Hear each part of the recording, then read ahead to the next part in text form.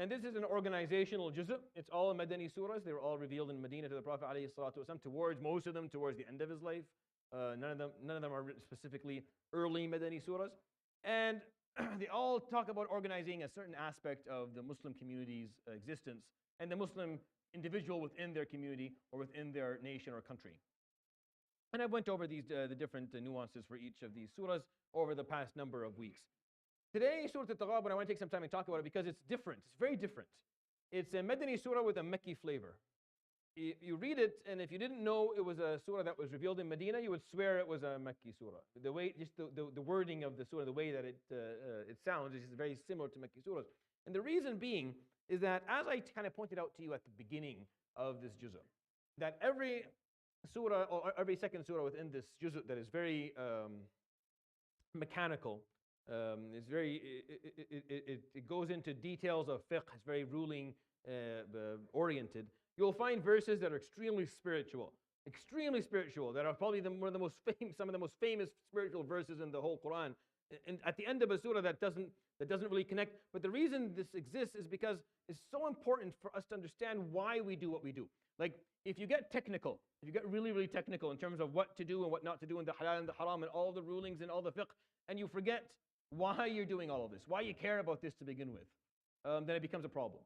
It becomes an actual problem because then the purpose of doing things is just doing them. And the purpose of doing things is more so that we have two different groups, and this is my group and that is yours, rather than the purpose being to serve Allah subhanahu wa ta'ala. See, as long as the purpose of all of this, of the Quran and the Sunnah and Islam in general and your behavior and your deen is to serve Allah subhanahu wa ta'ala, then that is a safety valve that will make sure that at no point practicing any of these rulings will turn violent or will turn detrimental or will become harmful. Because as long as that purpose is there, then you're safe, because you'll always go back and assess, why am I doing this to begin with? To serve Allah, to please Allah. Is what I'm doing right now something that would serve and please Allah subhanahu wa ta'ala? If it doesn't seem like that, then you hit the brakes and you go back, well, this seems weird. Maybe I go back. You find out maybe that you had misinterpreted these scenarios. Maybe you thought this was the ruling that was appropriate for this situation, but it wasn't. It was just a misread from yourself or from whoever it is that you took the ruling from. But without that piece, we're at risk of all of our practices going rogue, going in directions that they were never designed to go in to begin with, because we just don't know. We lost the purpose and the goals of why we were doing what we were doing. And that's why in the midst of this juz' you have this surah that just talks about design and talks about clarity and talks about why you do what you do. Right in the middle of it, the word taghabun, and I'll explain to you taghabun in a moment. The surah has no, for example, and this is how I break it down.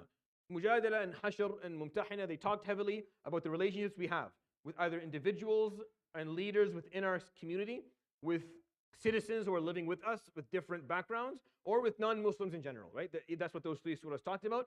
It organized our relationships with different people within our vicinity. And then you had after that Saf and Jumu'ah and Munafiqun. Here are three topics that you need to be aware of, because if you don't, then you lose. If the social contract is not clear to a Muslim, if you have no leadership, if you're not aware and cautious of Munafiqeen, that group of people, or of Nifaq in general, then the whole system will collapse. And then you have Surat Al-Taghabun, which could be added to those ones by saying, and if you're not aware of the purpose of what you do, being Allah subhanahu wa ta'ala, being pleasing Allah subhanahu wa ta'ala, then you're also at risk of everything collapsing. If you're not aware that why you do what you do, why you follow all of this, why you practice all of this is just to serve Allah. It's in the name of Allah subhanahu wa ta'ala. It has to be in His name then. And you have to ask, is this what He would have wanted? And then if you understand the spirit of the deen and the values that you live by, then you'll be able to say, oh, this will please Allah, but this doesn't seem to be pleasing Allah. But it's a ruling in the deen, then go back and wonder, is this the appropriate ruling for this moment? This happens a lot, by the way. A lot of what we see today in our ummah is because of, in my opinion, is because of this. That's why I think this surah is very important. It's when practices become customs. They become norms. They become culture. They're no longer driven by the urge to please Allah subhanahu wa ta'ala. So they're no longer being constantly assessed by that end. Like we're We're not assessing what we're doing. It's supposed to please Allah subhanahu wa ta'ala. Is this pleasing Allah subhanahu wa ta'ala? I don't know, it looks really weird. Right now it's a mutant of a practice that doesn't seem to be pleasing Allah. So we're not assessing, so we're not changing, so we're not fixing things. And those cultures and those practices become norms. And those norms are hard to change now. And it has nothing to do with Allah subhanahu wa ta'ala at all. It's just, we're Muslims, so this is what we do. They're not Muslims, they do something different. Neither what they do nor what we do has any value at all, because none of us are doing it to please anything or anyone. It's just, this is what we were given. It's the exact problem, the same problem that the people of Quraysh had. The aba'iyah, as they call it. Meaning they just follow whatever their fathers did. They never questioned it. Yani my father would do this. Is it a good thing to do? Good thing to do. You said your father is doing it. Yeah. Your father did this all his life. Yeah. Okay. And what else do you need? Yeah, but shouldn't I question whether it's helpful or not? You just said your father did it. So they don't question. Else my dad did it, then it's right. That's a not. أولو كان آباؤهم, right? لا يعقلون شيئا ولا يهتدون. أولو كان آباؤهم لا يعلمون شيئا ولا. What if their fathers knew nothing and had no guidance? What if their fathers understood nothing and had no guidance? The Quran says it twice. What if? Is that not a possibility? Should you not go back and assess? You can't practice a practice is not done for its own sake. A practice is done for a bigger goal, for a bigger purpose. The largest of these purposes is to please Allah subhanahu wa ta'ala, but they have goals within this life, right? And I find that because we don't assess things that way, we end up with empty rituals. And that's why I gave the 7-episode series this year in Ramadan, and I called it Reduced Concepts, where I talked about some of the most important values and concepts that we have as Muslims that today are just skeletons of what they once were. So they don't serve a purpose anymore. Like, you still have to do them, but they're not going anywhere. Like, they're not making us better people. They're not allowing us to achieve the objectives that Allah subhanahu wa ta'ala wanted for us to achieve through them, but we still do them, but we're not assessing or questioning why they're not achieving their purposes. And because we're not doing that, they continue to exist, but they're no longer beneficial. And the next generation and the generation after that will slowly walk away from them, because generations who don't have that affiliation or attraction that we have to them will say, well, this is not helpful, so I don't want to do it anymore. And that's the biggest problem this is the biggest risk that we face today as Muslims, if we're not going to go back and properly understand why it is that we do what we do as Muslims, whether it comes to salah or siyam or zakah or hajj or any other practice. In any other practice. And you go back to the series, it's 7 episodes, I talk about a number of different things. And I think it's worthy, and this is kind of what we have to understand. Sometimes we just do it for the sake of doing it, even though it's not beneficial. We have a lot of marriage-driven customs that way. A lot of marriage-based customs that are completely useless. People don't know why they're there anymore. You have no understanding of what the point of them are. I'll give you an example. This came up not too long ago because we went and did this. If you go to the Middle East, you'll find that the jaha, when you go and you ask for the hand of the daughter for the son, the expectation is that you bring as many people as possible, and each one comes in their own car, and it causes like a traffic jam. And it closes down the highway and closes down the... Why? It's so to show like how many people are coming to ask for this one girl, right? So it became an issue of sharaf and izz and dignity. And the whole point of the jaha, this is what the point of it is. Here's what the whole point of it is to establish, you see this young gentleman here? Now, he has people who who's accountable to. So he can't go rogue. If he makes a mistake, these people that are with him, they will correct him, right? And the point of the other side is that this girl here also has people who she's accountable to.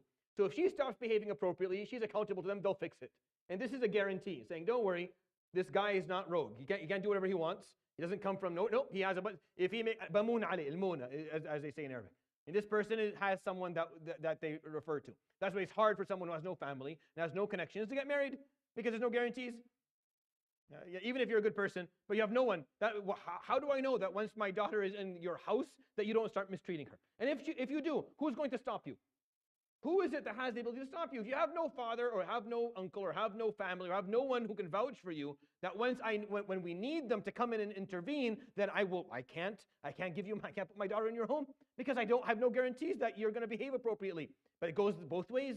Also, my daughter, you come, that's myself and my wife and her grandmother and the other grandmother and all of these ladies and all of these men. We all know this girl. If she makes a mistake, we will also intervene, make sure she behaves like an appropriate wife. That's the goal. The goal is to show that these people have those whom they're accountable to as guarantees to make sure that this marriage will work.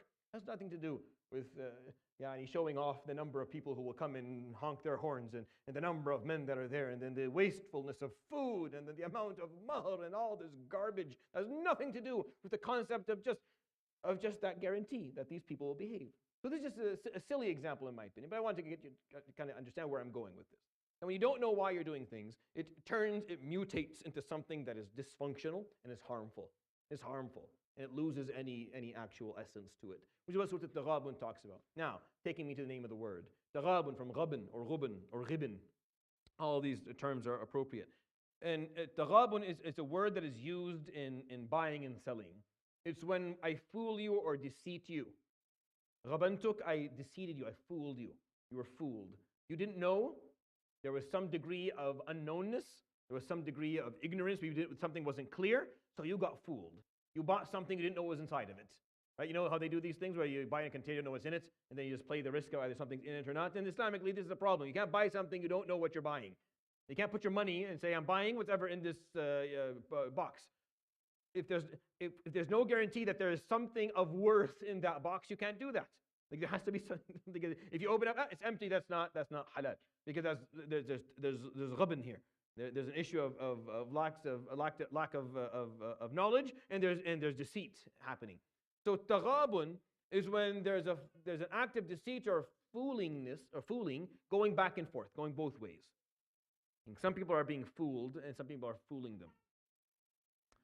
And it's one of the names of the Day of Judgment, Yawm Al-Taghabun, the day where it becomes very clear who was fooling whom, and what deceit was occurring, and how people were alluded to think that they were doing things for a certain reason and they weren't, and it just clarifies a lot of deceit and illusions and fooling that was going on.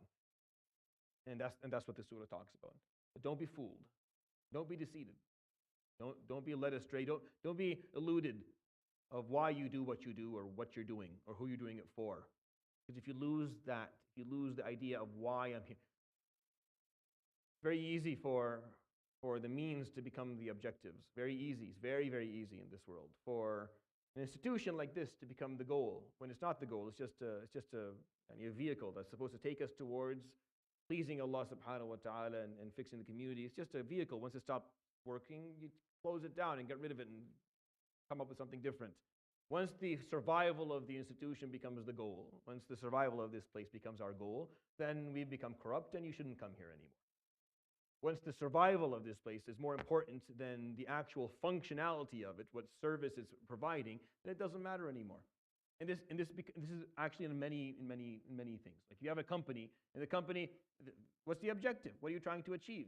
If the survival is the objective, it's not what it's trying to achieve, whatever product it's trying to make, or then you'll eat haram and you'll make something that has no quality, and because the goal is no longer making something of quality that is functional. The goal is that it survives at all costs.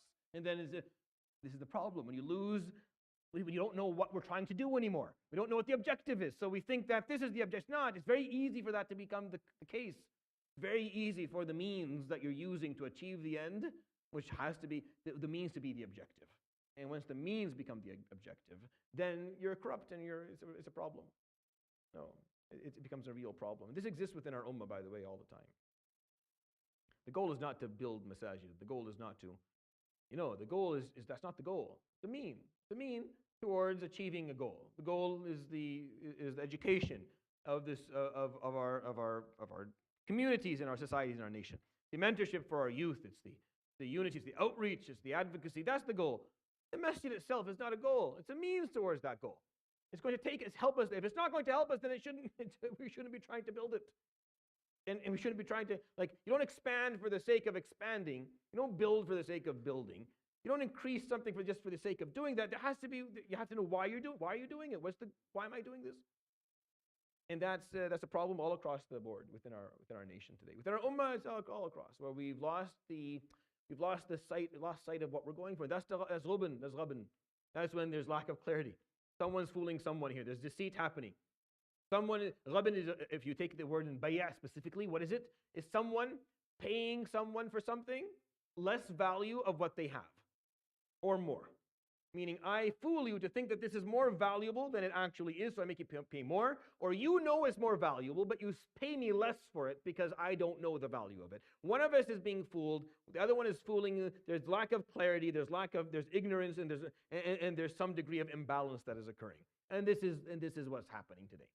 Where there's lack of clarity in terms of what matters and what doesn't matter, and what's valuable and what's not valuable.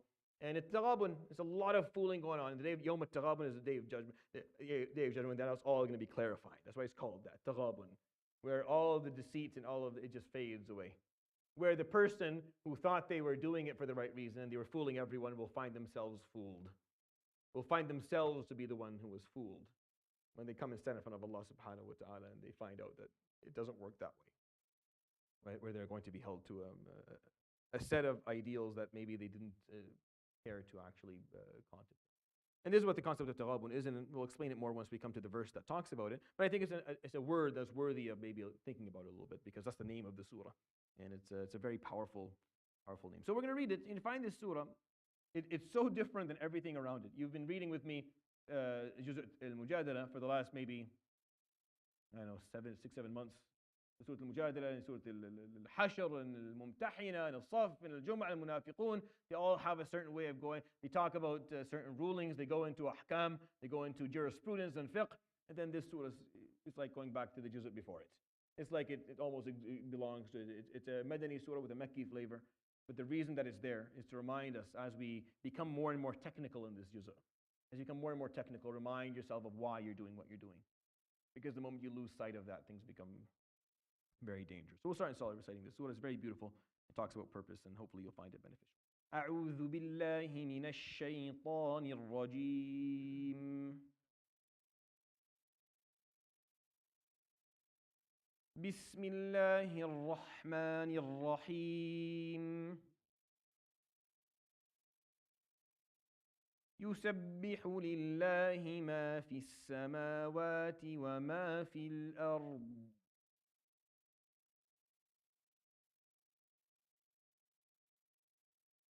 له الملك وله الحمد وهو على كل شيء قدير. So you find that yusabbihu one more time. So this is the last time within this juz', right? So there's a couple of times. In Surat Al-Hashr, sabbaha lillahi. You had that before that in Surat Al-Hadith, sabbaha lillahi. Then Surat Al-Hashr again, sabbaha lillahi. And then again in Surat Al-Saf, sabbaha lillahi. Then in Surat Al-Jumu'ah, yusabbihu lillahi. Then the last time here, yusabbihu lillahi. And I told you in the earlier ones that they were all directed, they were all designed in there for the same reason. Now remember who is being exalted here. Remember whom everything exalts at all times. And why you're doing what you're doing. Why you're going to learn about the following concept. Why you're going to learn about the following topic. It's because everyone exalts Allah subhanahu wa ta'ala, and this has to be practiced as He wants it to be practiced subhanahu wa ta'ala. So it's very convenient and well put together. The last surah in this juz' that would have you Surat Al-Taghabun that puts all that together. Kind of takes that concept that was sporadically put throughout all these surahs and just explains it in depth, which talks about the fact that this is why you're doing all of this. You never forget that. Never forget that. Never allow the amount of jurisprudence and the amount of fiqh that you do and all the technicalities of having to do this and having to do that take you away from why you're doing it. Because once you're focused on that, when the focus becomes just the fiqh, then you lose the spirit to it, which is why people end up yelling at others who don't do things appropriately. They come to the masjid, they didn't stand right, they weren't dressed right, they didn't know how to do things right. They start yelling at them because they didn't do it right. And the purpose is doing it right. No, the purpose is not doing it right. The purpose is pleasing Allah through doing it right.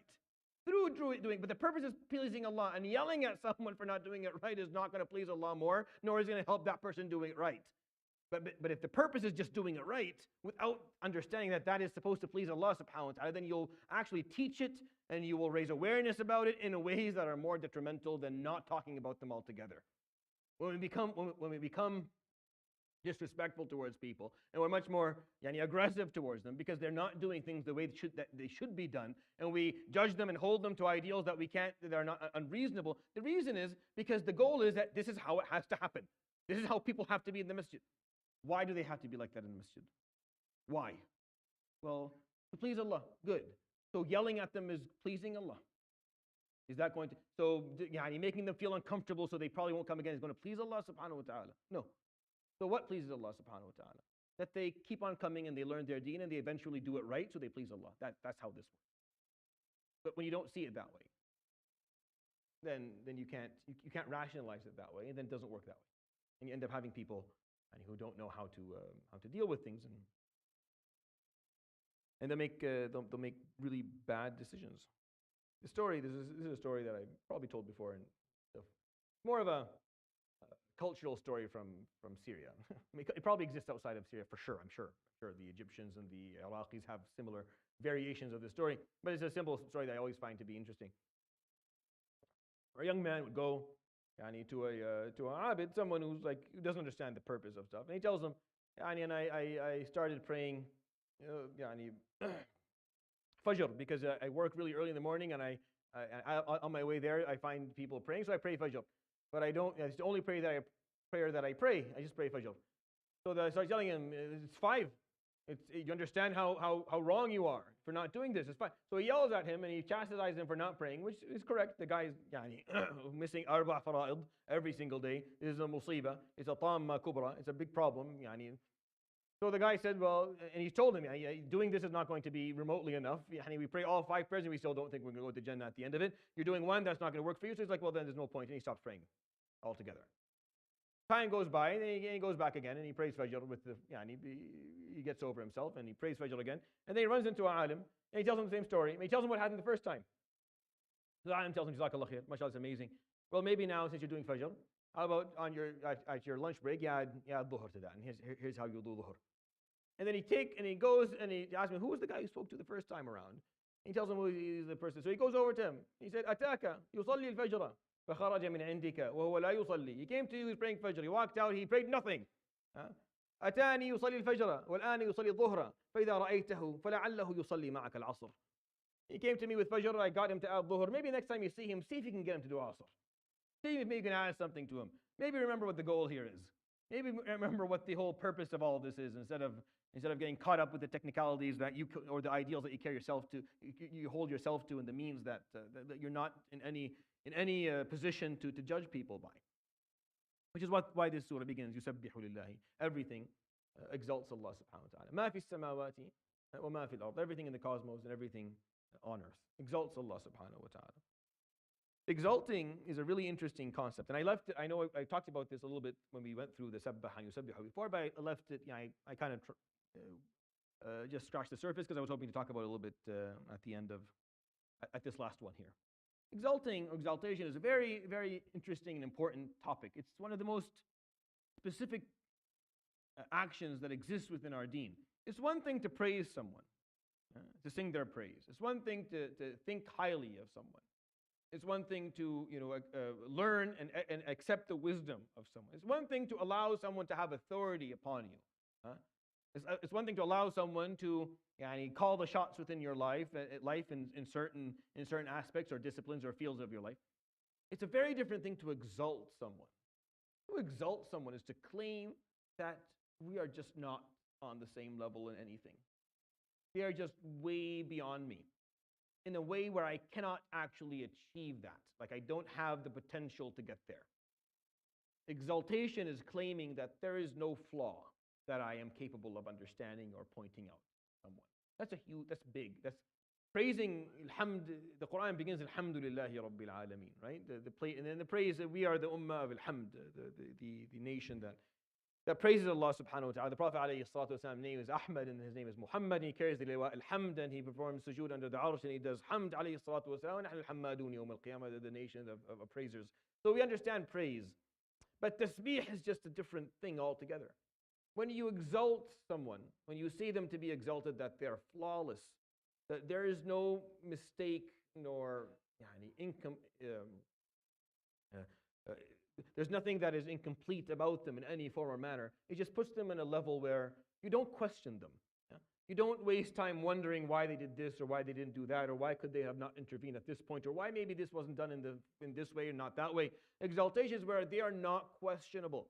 I don't question them. I don't turn to them at any point and hold them accountable for anything at all. I accept all that they do. And I think it's the best thing that has ever been done. And I continue to move forward. And I understand that I am continuously held accountable to serve them and to worship and to praise them till the day I die. That is very specific to us as Muslims. Not all faiths understand God that way. Just so you understand. This is specific to you as a Muslim, not as a religious person. Praise is maybe something that exists amongst all religions, which is why it's more generic in the Quran, and Alhamd is what the Quran begins with. Tasbih is different. Tasbih is that claiming of perfection. Meaning, I never will something go wrong and I turn to God and say, well, when are you going to cut me some slack? No. Am I ever going to get a break? That's not, you don't do that. You just don't do it. Because he is a sabuh. Because yusabbihu lillah, everything exalts him, including me. The reason he says yusabbihu lillahi ma fis samawati wa fil ard is a hint. Everything exalts your Lord. Everything exalts him. Everything in the cosmos, that which you know and that you don't know about, everything on earth. You're just the last piece. Just you're the only one who has to kind of either do it or you do it or you don't. It's up to you. But everything else does. Everything. Lahul mulk, to him all sovereignty belongs. Walahul hamd, and to him all praise. He is praiseworthy and he is the king. He owns everything and he is praiseworthy at all times, subhanahu wa ta'ala. He's trying to sell to you the concept of why you should exalt him, subhanahu wa ta'ala. Because he's the Malik. Because he owns everything. I'm the property of the Almighty. Not just my body, but my soul, my spirit is property of the Almighty. I don't own it. I own nothing of myself to own anything outside of myself. He owns me, subhanahu wa ta'ala. He owns me literally. When you use that term between people, it's figurative. Because they don't really own you. They just control certain aspects of your behaviors. That's what, when we talk about slavery, they can't really own someone. You can just control certain aspects of their freedom. That's what it is. But when we speak about Allah subhanahu wa ta'ala, no, He literally owns you. وَلَهُ الْحَمْدُ, and He is praiseworthy at all times. He is always worthy of praise. There's always a reason to praise Allah subhanahu wa ta'ala. وَهُوَ عَلَى كُلِّ شَيْءٍ قَدِيرٌ, and He is the omnipotent. He is capable of all. That is possible. He brings in three pieces of his description, subhanahu wa ta'ala. After he says everything exalts him, he is the king, everything is owned by him. He is praiseworthy at all times, and he is the omnipotent, capable of all. So that he's kind of showing that this is why you should exalt Allah. Exalt Allah subhanahu wa ta'ala. Exalting Allah subhanahu wa ta'ala forces you to see all his commands as purposeful, as leading directly to him, as connected directly to him. And you will never disconnect the command from the exalted subhanahu wa ta'ala ever again. You will always connect it to Allah subhanahu wa ta'ala because it's just a different level of respect. If you were to take respect as a spectrum, then exaltation is the highest thing you can see. You don't do that for anyone else. You don't claim anyone else to be subuh. No one is subuh aside from Allah subhanahu wa ta'ala. You can praise other people, right? People can be worthy of praise. The Prophet alayhi salam, his name is Muhammad, the praised one. People can be kings, they can own stuff. People can be qadir, people can have abilities of some sort. Right? It's not comparable to Allah subhanahu wa ta'ala. But all these words can exist for people, for creation, in different degrees in different levels. But not tasbih. Tasbih is specific, it's only for him. Which makes his commands different. I tell you to do something, and then Allah subhanahu wa ta'ala tells you to do something. You cannot see them similar, right? If a king tells you to do something, Allah subhanahu wa ta'ala tells you can't be seen similar. And they have to be assessed differently. And a part of that assessment is that what you do has to be attached to the purposes and the objectives that Allah subhanahu wa ta'ala put in place to begin with. And if they're not, then that's a big problem. It's a big problem if they're not. If they lose that piece. I hope that's making sense to you. Let's continue. هو الذي خلقكم فمنكم كافر ومنكم مؤمن.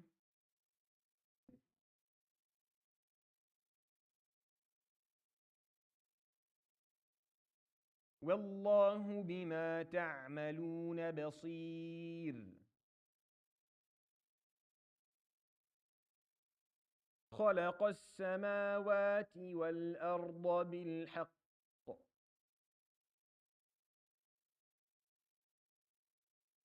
وَصَوَّرَكُمْ فَأَحْسَنَ صُوَرَكُمْ وَإِلَيْهِ الْمَصِيرُ. So he says subhanahu wa ta'ala, هُوَ الَّذِي خَلَقَكُمْ. He is the one who created you. فَمِنْكُمْ كَافِرٌ وَمِنْكُمْ مُؤْمِنٌ. And amongst you will be those who disbelieve in him subhanahu wa ta'ala and refuse to accept and acknowledge that he created them. And kufr is directly associated with the concept of creation, very, very closely. Because kufr, in the essence of its meaning, is to deny praise or acknowledge gratitude for something. Is to not acknowledge or refuse to acknowledge that something was done. So it's kufr al-ni'mah. It's to cover. Al-kafr is when you cover something. That's why a lot of the diya are kafr kada and kafr kada and kafr kada, because where the soil continues to cover most of the land. So it's just the usage of the word. So kufr is when you refuse to acknowledge that was done by someone. So kufr and ni'mah is when you decide that this ni'mah was not given to you by someone, so you refuse to show gratitude for it. Right? So if you take that to the blessing of life itself, and Allah created you, and you refuse to acknowledge that He created you, that's disbelief in God. So because of that, kufr became synonymous to disbelief in God.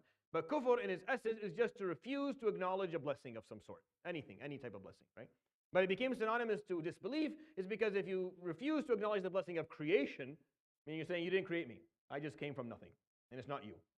You did nothing to do this. You had nothing to do with this. And that's, basically you're disbelieving in God. So it became synonymous, even though the essence of the word is not that. So He's the one who created you, but He uses it here very, very harmoniously. He is the one who created you. فَمِنْكُمْ كَافِرٌ. And some of you will acknowledge that He created you, and you accept that means something. وَمِنْكُمْ مُؤْمِنٌ. And some of you will accept the belief in that He created you. وَاللَّهُ بِمَا تَعْمَلُونَ بَصِيرٌ. And Allah subhanahu wa ta'ala, Basir, He is all-seeing regarding what you do. Now the reason He added Basir adds a sentence basically to this thing, and that will be proved through your lifestyle, and He's watching. Meaning if you claim that you believe in Allah subhanahu wa ta'ala to be your creator, or you don't, this will become apparent based on how you live your life. So He's watching. That's why He said, وَاللَّهُ بِمَا تَعْمَلُونَ بَصِيرٌ. It's because if He could have said anything else. If He said Alim, for example, then He's pointing out that in general, He just knows all. It's hard to use that as an indication of within the verse. Khabir is usually is referring to his knowledge of intentions and things that are unseen and are not tangible that exist inside your nafs. And Sami' and Basir are usually regarding either actions, Basir, or words, Sami', right? And Latif means always knowledge of details. Details that are hard to notice. They can be, but they're very difficult. They're complex. They're very complex. So even if someone noticed them, they're too complex to understand, so they can't really comprehend them. Basir is the all-seer. So He sees it all subhanahu wa ta'ala. So you're living your life, you're doing things, and He's watching. And through your life, you'll either prove that you're kafir or prove that you're mu'min, based on the fact that He created you subhanahu wa ta'ala. خَلَقَ السَّمَاوَاتِ وَالْأَرْضَ بِالْحَقِّ. He created subhanahu wa ta'ala the cosmos and the earth bilhaq. And before we talk about the second part of this verse, it's important that you recognize the number of times that the Quran uses this term or this phrase.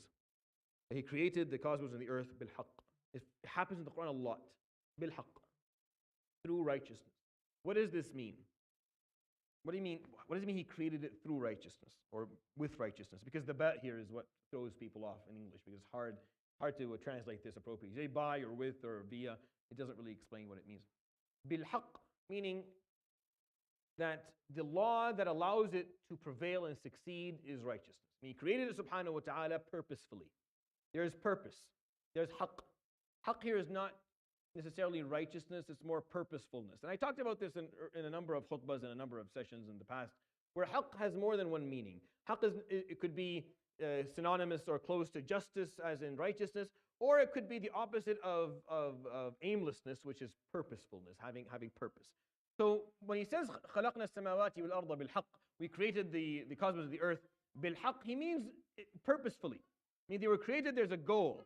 There's an objective here that's going to be achieved at the end. It's not aimless. We're not just floating around aimlessly. There's a climax to the story. There's a plot. There is an ending. At the end, it'll all come together, and there will be a story to be told at the end of it. It's not just an ongoing, aimless saga of existence that may or may not be at any given moment. No, there is purposefulness to all of this. So this is an important concept that you find in the Quran, because haqq is always righteousness, and that's how it's understood, and that's the appropriate understanding of it. But when he uses it here, subhanahu wa ta'ala, in the verses where he talks about creation, he's not saying that it's through righteousness. And if you were to understand it that way, which is not wrong, and I've done that before when the context allows for it, meaning the only way for life to within the world to succeed is through abiding with the laws of righteousness. Meaning you have to abide by justice in order for it to work. Because he created it, and he created it in a way where if things are done justly and fairly and righteously, then they will work out. And if they're done falsely and unjustly, then they will fail. And that's a very reasonable understanding as well. But here I don't see it to be that case, because there's really no any context for it. It's more purposefully. And to make that more clear, and to kind of argue my point a little bit better, is the two words that come after it. خَلَقَ السَّمَاوَاتِ وَالْأَرْضَ بِالْحَقِّ, He created the cosmos of the earth purposefully. وَصَوَّرَ. صَوَّرَ. Allah subhanahu wa ta'ala has three names that I think I've talked about many times before. I want to quickly summarize them for you because they're important for you to understand. هُوَ اللَّهُ الْخَالِقُ الْبَارِئُ الْمُصَوِّرُ. And we talked about them in Surat Al-Hashr not too long ago, and maybe a couple of months ago. Al-Khaliq is the one who creates from nothingness. Nothingness to something. That's khalq. There was once nothing, which is hard for us to imagine, because there's always space, always time, which is something. It may not be matter. It may not be actual matter or solidity. There's maybe no molecules there, but it's something. When they talk about there's nothing up there in space, there's a void. Yeah, there's a void of matter. Like there's no molecules, but there's still space. So that's something. Right? That's how we understand the world. That's something. Time is still elapsing on it, so that's something too. Where there be nothing, meaning time doesn't exist, which I can't understand. I can say the word, and you can go like this, and I don't understand it. If you understand it, then God bless you. I don't understand what it means. And there's no space, which I don't understand either, because my brain only functions and it needs those two things to understand anything. So that's khalq. Khalq is from nothing to something. So there was nothing at all, and then there was time and space, to whatever degree that was. Al-Bari. Al-Bari is the grantor of life. So no life to life. And these are the questions that science is not going to ever answer, because science is not interested in. It's not like they can't. It's just science is not interested in answering the question of where that first atom, the Big Bang Theory, right? So we talk about like the fact that the matter was condensed to a degree that the human brain cannot comprehend, and that science cannot even begin to describe. All of this came from this condensed atom. Then it all exploded. And they explain kind of how that works, and the ongoing expansion of the universe, and at some point it will stop and it will implode again.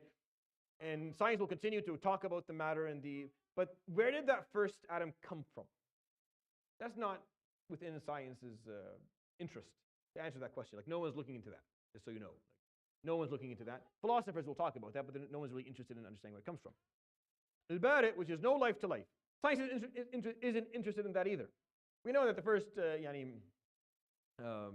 unicell organism existed in the volcanic waters of somewhere in Mexico or Australia, or the first ever living organism came somewhere there.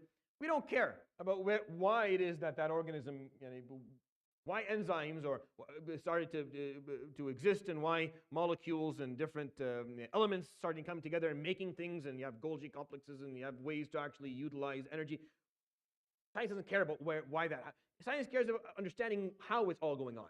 Like that cell's now here, understand why it's doing what it's doing, or understand what is actually happening.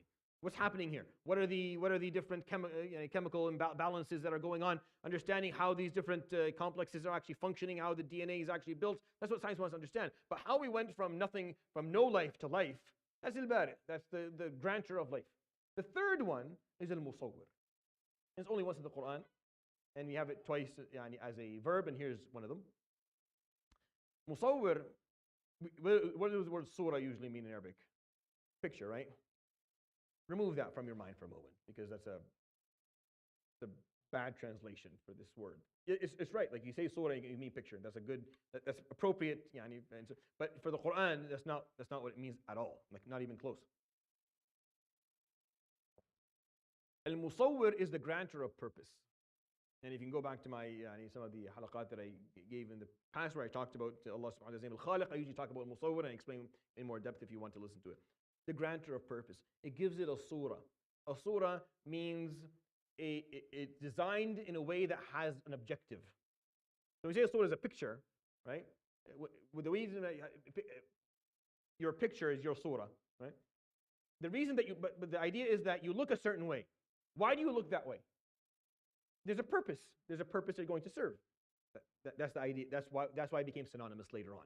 But al-Musawwir is the grantor of purpose. There's a goal here.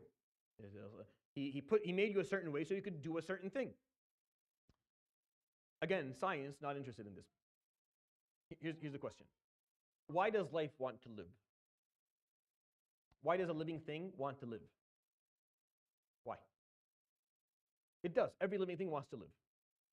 Every living thing wants to actually increase the amount of energy it's able to consume. Right? Every living thing wants to consume more energy. It wants to take in more. Why? Why does every living thing want to survive? Why does it want to evolve? Why does it want to become stronger? Why?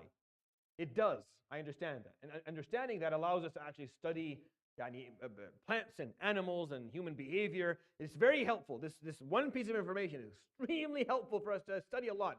But I'm asking why? Why does the living thing want to continue to live? Who told it that it should? Why is living enjoyable to it? Why? Understand what I'm trying to ask here? Like, living is enjoyable to every living thing. Like, it wants to live more. Well, why?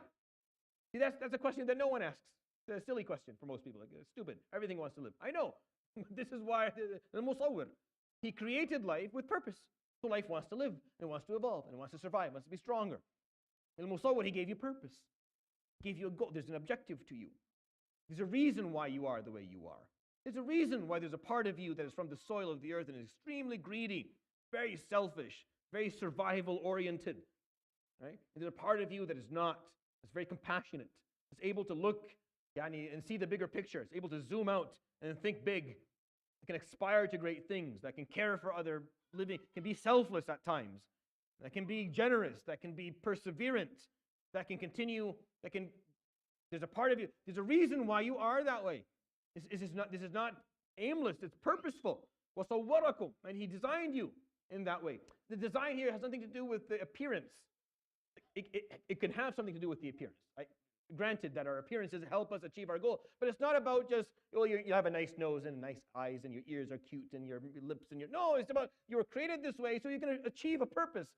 You were internally designed a certain way and externally designed a certain way so you could achieve a goal. And that's what وَصَوَّرَكُمْ فَأَحْسَنَ صُوَرَكُمْ. And he, with excellence, made your purposes, your suwar, the way you were going to be to achieve your goals. He created the cosmos and the earth purposefully, and then he sawwarakum, he gave you purpose. Not about your appearance. I know that's how if you read the translations, that's what they'll say, well, sawwarakum designed you to look a certain way. Nah. It's a poor translation. It's based on taking a word, the translation of a word that exists today, and projecting it on the word that existed back then. No, you have to understand the word musawwara, how the Arab understood it then, not now. As an Arabi person today will understand sawwara as in took a picture. Great, good for you. You were born in the 21st century, 20th century. But it doesn't mean that. No, Arab back then, that's not what they understood as wasawwarak, al-musawwir. No, the one that granted a meaning to you, for purpose. There was something for you to do. You were created in a way where you're neutral, and there's no purpose for you. No, you were made a certain way. The tree looks the way it looks, and is the way it is because it serves a purpose. The lungs of this planet, it takes in all of the CO2 that we don't need, and it gives us oxygen, and it grants us fruit to eat. There's a purpose for why these trees exist. So they look a certain way, so they serve their purpose. Everything's like that, including you and I. We are created this way. Our brains are the way they are. Our nafs is the way it is. And we have certain physical abilities because we have a purpose that we're supposed to serve. And if we don't serve it, then it defeats the purpose of creation. You see, this is important. This is an important theme within this surah. Don't forget who's the exalted one. Everything is exalting.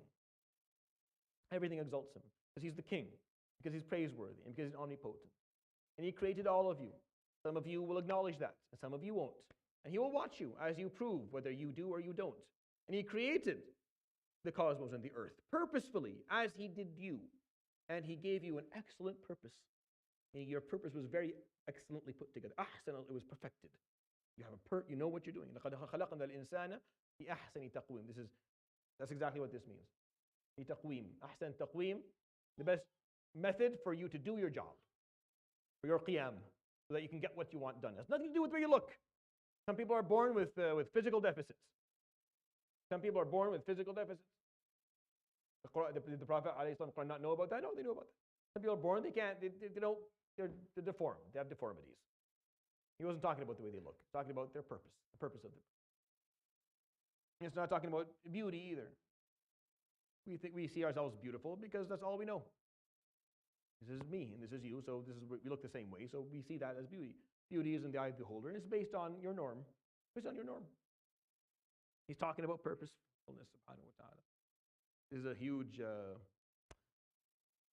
miss. I'll put it that way. It's a huge miss in the Quran. We read these verses and we think it's talking about the hair and the eyes and the... No, it's talking about purpose. It's talking about that you were created to achieve something. So you look that way. We look this way so we can achieve certain goals. If our eyes weren't on this part of our faces, we probably would not be able to evolve to this point where we can get things done. If our arms and legs did not work the way they work, we wouldn't be able to build anything. Like a lot wouldn't have happened if we were created differently. If we were created and we looked differently, then we wouldn't be able to do things. But it's not about praising. He's not trying to praise the beauty of the human figure. The human figure and the way we look. No, he's talking about the purposefulness of it. I mean, there's a goal for why you are the way you are. So remember why you're here. Why are you here? If the cosmos and the earth are purposeful, and you are purposeful, وَإِلَيْهِ الْمَصِيرُ, and everything returns to him. If it's purposeful, and you're going back to him, meaning you're going back to be held accountable for the objective that you were created for, well, then that forces the question, well, what exactly is it? Like, why am I here? What am I trying to do? What am I trying to achieve here? And that's the infinite and the eternal question of all, the most important one of all time. There's no price tag to it. And once you're able to figure that out, then you're on a path. People who know why they're created, why Allah subhanahu wa ta'ala put them here on earth, they live differently, akhi. Wallahi, they live differently. They value things differently. It's very interesting when you run into people like that. They just don't seem to have the same equations that we do. Like, they just don't seem to see the world through the same. It's like we're wearing completely different lens. Like the glasses are just not the same. Give me your glasses for a second. What is it that you're seeing that makes you not care? Like certain things just don't care about certain things. And they value other things much more profoundly. And it's not like they do that for an hour of the day. They live like 50 and 60 and 70 and 80 and 90 years that way. Very selfless, very dedicated and committed, and just working day and night and for almost nothing. And putting up with ongoing difficulties and harassment. And you're like, why does this person, why are you doing this? Why do you care? And almost, people like that, a lot of human beings don't spend time with. I'm telling you, like I ran into, why? Because they make you feel so bad about yourself. They don't mean to. But it's so hard to be around them because you compare and you're like, this is ridiculous. The value system that I have is garbage when I compare to this person. But if you're a seeker of knowledge and you spend time with them and you learn from them, you actually take time to learn from them how they see things, then you grow and you're enlightened. And you find something that you didn't know existed to begin with, and you'll find value in it like never before, and you have a standard to hold yourself to. See, that's what he offered, alayhi salatu wasalam. We don't seem to understand that this is what he brought, alayhi salatu wasalam, to the story.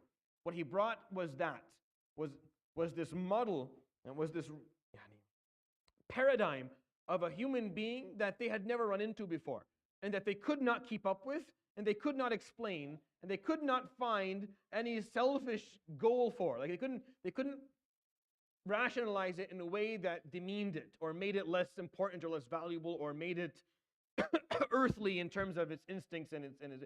So they couldn't compete. So one of two things happened: either you got as far away as you could from him, alayhi salatu wasalam, or you stuck yourself to him. Like you glued yourself to him, alayhi salatu wasalam, all your life, and then you couldn't imagine your life after him in any way, and all you wanted was to make sure one day that you lived with him again, alayhi salatu wasalam. Because that's what he brought. He brought this ability to see the world in a way that most people did not see it. In a way to live, it's very hard when you see he does life so effortlessly that there's almost taghabun. There's almost taghabun in this story. Like he does it so effortlessly that it's hard for us to, like he makes it seem like it's easy. You know, it makes it seem like it's so easy. So we're just like, yeah, it's fine. No, it isn't. Wallahi, not one thing he did is something that we can hold ourselves to. Wallahi, nothing. Anything. Give me anything about his life, and I will show you how it's almost impossible to live like him. Because you don't have even if you do what he did, I can show you the difference of circumstances. I can show you the difference of circumstances. You're like, oh, yeah, well, that would have been much more difficult. Yeah, exactly. And he does it so effortlessly for so long that he makes it seem easy. It's like you're watching it's a grandmaster in chess just moving pawns, and really easy. Just take the knight and go like this. And they're winning all these games. You're like, yeah, it's easy. See, I watched him. I got the hang of it. You say, you have no idea what you're talking. You have no idea. You sit down and you try. You're like, I don't know what I'm doing at all. I know nothing. But they do it so easy. You watch a tennis player, and he's like, nice game. It's easy. You ever picked up a tennis racket and tried to whack a tennis ball? They'll send it to another continent the first time you do it. To get it just to keep it on the court will take you like a year. It's very difficult. But people who do things gracefully and effortlessly, they make it seem easy. But then when you actually go and try it, it ain't easy. But we don't really try. This is my pet peeve. Is that we talk a lot about him, alayhi salatu wasalam, but then we don't really try to emulate him. Not really. Not when or where it matters. Maybe in ways that suit us or that are easy for us, we will. But then when it's really hard, we don't. We talk about him, alayhi salatu wasalam, until we get angry with someone. And then suddenly, all the garbage on the inside comes out, and we say, well, it was one time. That was when you were supposed to, because everything else was easy. It just came naturally. This is when you were supposed to learn from him something, alayhi salatu wasalam. It's that one person that you don't want to deal with. It's that one example that you don't want to fix. It's the one desire that you can't give up. It's the one fear that you won't face. It's that one thing. That's it. Life, like if you're not given a million different challenges, you're only given a couple. And if you're not willing to look at them or deal with them, then how exactly are you emulating him, alayhi salatu wasalam? Just in the stuff that are easy, that's not impressive. That's not the point. The point is where it hurts. You have someone in your life that's difficult to deal with. You have a parent or a spouse or a sibling or a child that's hard. That's where you show your ability to behave like him, alayhi salatu wasalam, and think like him and be like him. And that's just not always the case here. وصوركم فأحسن صوركم. And he granted you purpose. And he excelled in granting you the best purpose that suits you the most. So you have no excuse for not achieving it. وإليه المصير. And then you come back to him. Al-Masir is the destiny. Al-Masir is destiny, basically. إليه المصير. All destiny comes back to him. Your destiny is to come back to him so he can hold you accountable for it. For the purpose that he created the cosmos and earth for, that he put you on earth here to achieve. And you just have to figure that out. Figure out what you're here to do. You're a Khalifa and you're a Abd. And you merge these two concepts together and you understand. You're here, you're a caregiver. You're a caretaker. You're responsible. You're a servant. And through your service, you will take care of that which is important or that which is within your vicinity or your ability to take care of. You start with yourself and then it gets bigger as you grow older. Right now, you're responsible for taking care of yourself.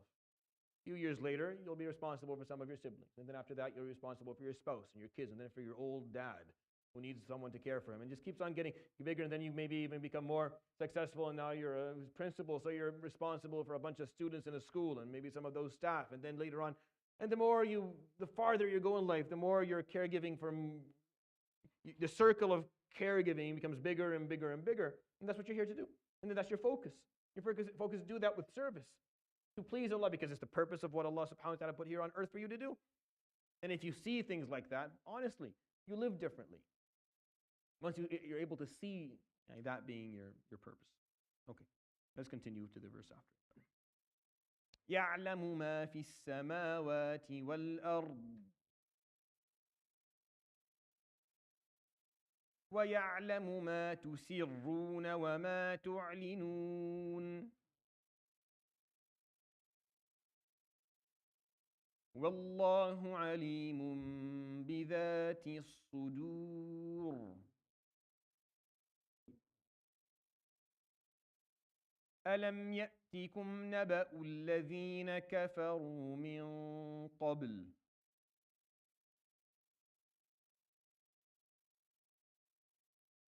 فذاقوا وبال أمرهم ولهم عذاب أليم.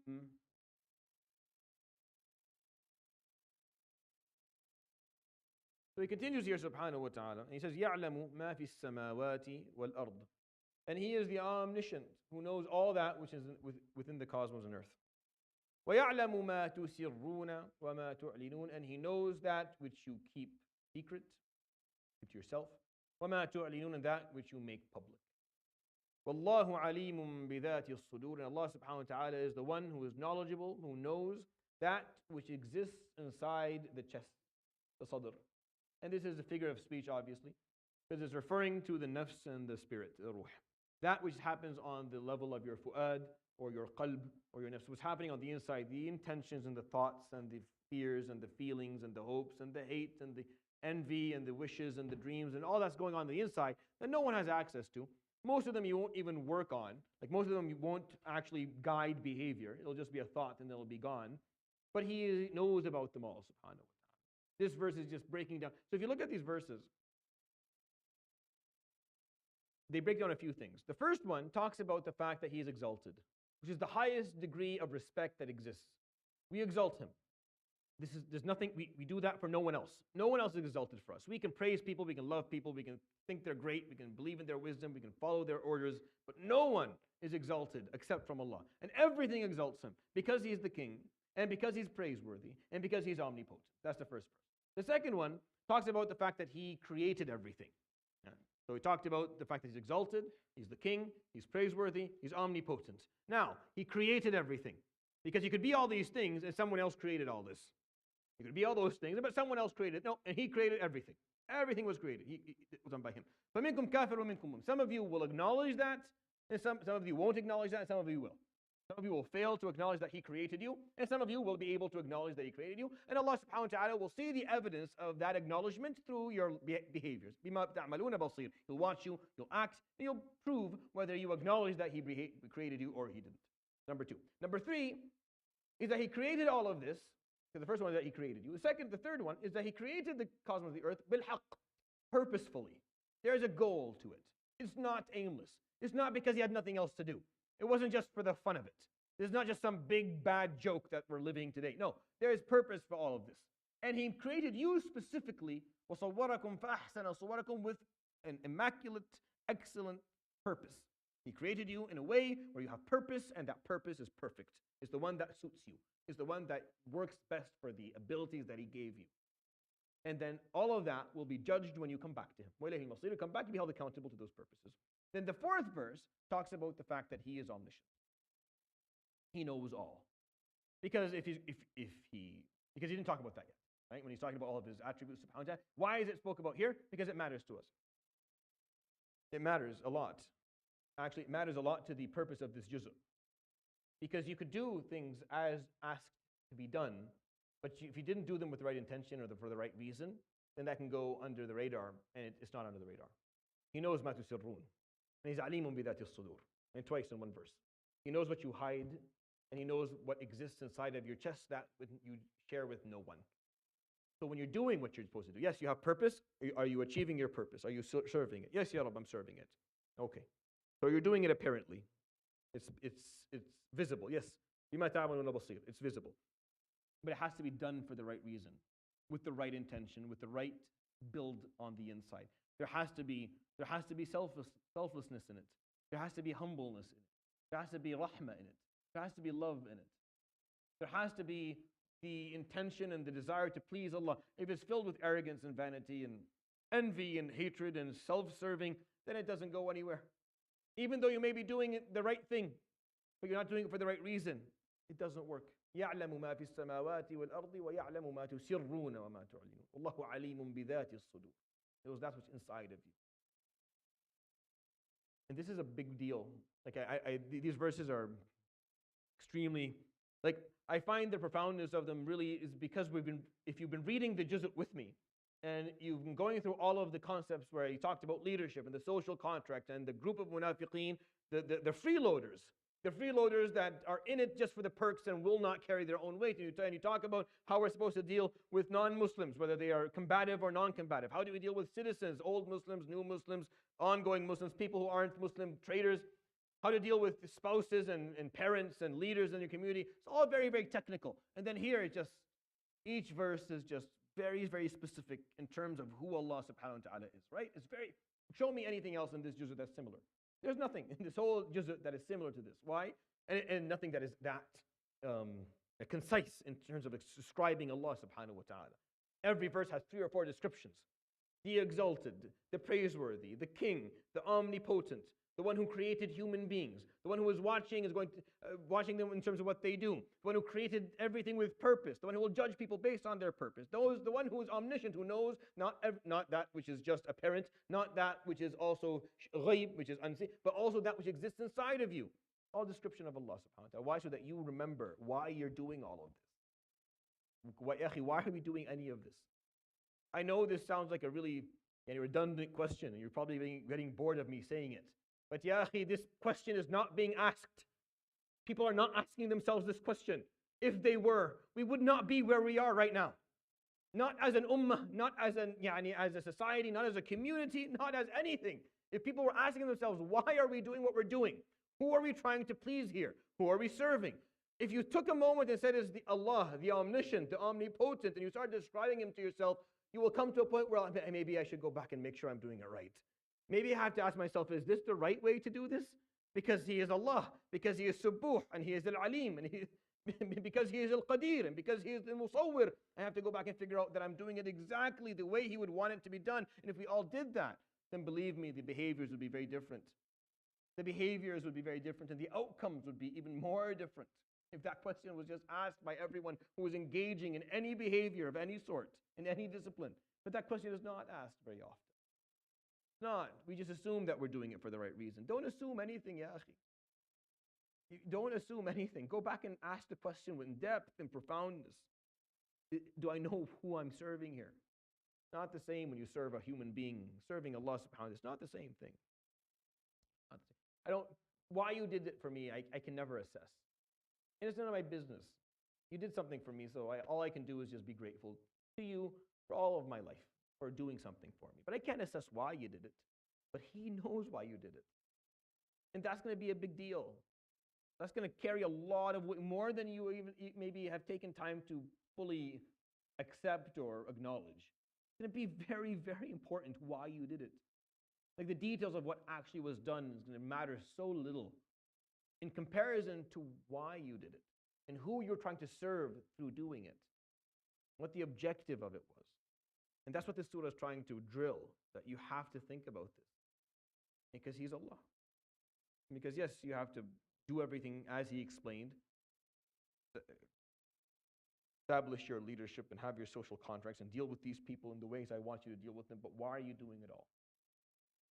You're not doing it for your group, because you want your group to be stronger, because you have a vengeance against another group, because you want to feel better than, no, you're doing it because Allah subhanahu wa ta'ala commanded you, and because you are here to serve Allah subhanahu wa ta'ala, period. Period. There's no other reason for you to do it. And the moment you bring in that piece, you're already so corrupt that it's not even funny.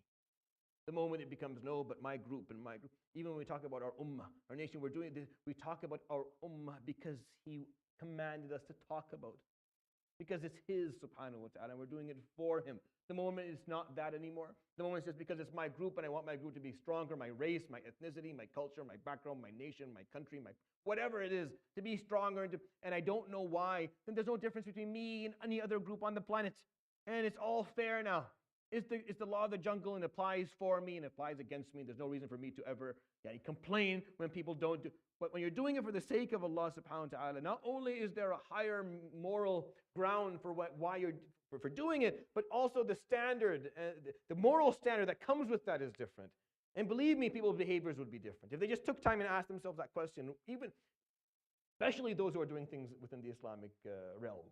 Especially if you're saying, I do this for the sake of Allah subhanahu wa ta'ala. Hit the brakes, turn off the car and step out. Get out for a second and stand there. Are you sure? Are you sure?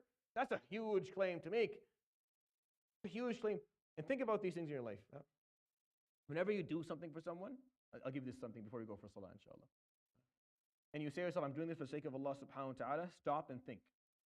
Are you okay with doing this thing for this person, and this person never mentioning it again, and never showing you any loyalty for it, and never thanking you for it ever again? Ever. Are you okay with that? And if you're not okay with that, then don't lie to them. Tell them, I'm doing this for you, and I expect something in return.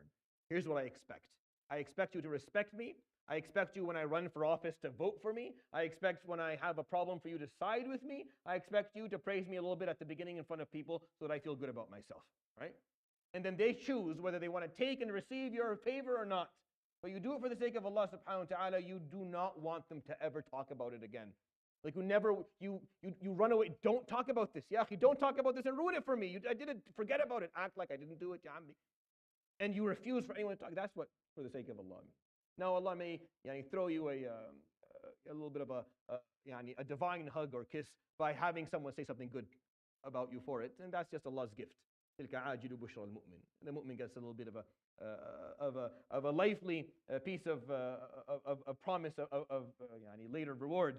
But it's not something, and this is what I mean by knowing why we do things, which is what Surat Al-Taghabun is trying to teach us. Al-Taghabun, don't fool yourself. Don't fool yourself. Don't deceive yourself and think that you're doing all this stuff for the sake of trying to establish Islam. Why? Why are you establishing Islam? Why are you establishing a community? What's the reason? Don't fool yourself. Don't have taghabun and come Yawm al-Qiyamah and find out that you did it for the wrong reason. Do it for the right reason. It's for Allah. And if it's done for Allah, then it's done based on His teachings and what pleases Him, and in His name, the way He would want it to be done. And that's a safety valve that keeps communities secure. And it protects people from harm, and it protects people from mistreatment. It protects everybody. Because in the name of Allah, no harm occurs. In the name of Allah, no disrespect occurs. In the name of Allah, there's no arrogance and vanity and selfish behaviors. No, in the name of Allah, that doesn't happen. And that's why I think this surah is so important. I think it's worth time. Because where it's placed, if you put it somewhere else, I would still explain the same ideas, not with the same passion, but it's just placed so meticulously exactly where it needs to be. Amongst all these surahs that are just very technical. And in the midst of the technicality, it's like, hold on, remember why, before you get carried away. And then it goes back to talaq. The next surah is called talaq, the most technical thing in the world. The most technical jurisprudent ruling that we have. Go back to the technical piece, but remember why, so that you do it right. And with that, subhanahu wa ta'ala, bihamdihi, la ilaha illa anta astaghfiruka wa atubu ilayk. Wa sallallahu wa sallam wa baraka ala nabiyyina wa habib.